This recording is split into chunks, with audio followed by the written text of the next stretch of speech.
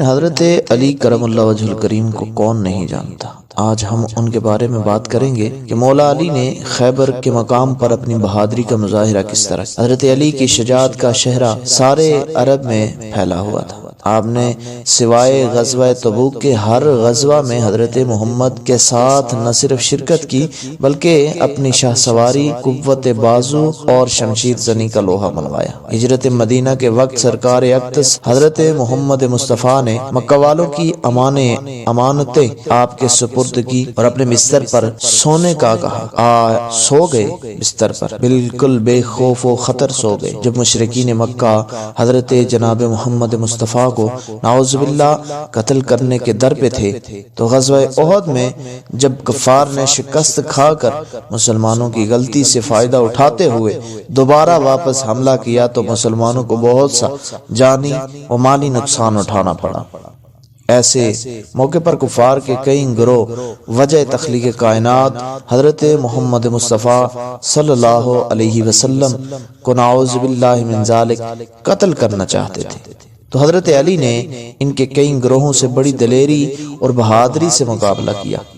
آپ کی بہادری دیکھ کر حضرت جبریل امین نے آ کر حضور اقدس سے آپ کی بہادری کی تعریف کی۔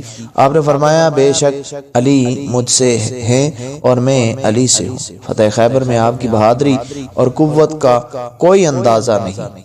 جب مسلمان قلعہ خیبر کو کافی کوشش کے باوجود فتح نہ کر سکے تو سرکار اقدس حضور سرور کونین نے فرمایا میں یہ جھنڈا جو ہے یہ اسلام کا جھنڈا کل ایسے شخص کو دوں گا جس کے ہاتھ سے اللہ تعالیٰ فتح عطا فرمائے گا۔ وہ اللہ اور اس کے رسول کو دوست رکھتا ہے اور اللہ اور اس کا رسول اس کو دوست رکھتے ہیں۔ ہر صحابی کی یہ تمنا اور آرزو تھی کہ یہ جھنڈا مجھے ملے، لیکن کل یہ جھنڈا آشوب چشم میں مبتلا دکھتی آنکھوں والے حضرت علی کو ملا۔ سرکار دو عالم نے ان کی آنکھوں پر اپنا لہاب دہن لگایا تو وہ بالکل ٹھیک ہو گئے۔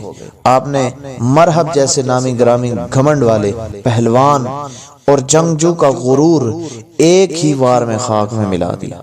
آپ نے قلعے کا دروازہ ایک ہی ہاتھ سے اکھاڑ پھینکا جو کہ بعد میں 40 آدمیوں سے کم لوگوں سے نہ اٹھایا جا سکا اور فتح یقینی ہو گئی۔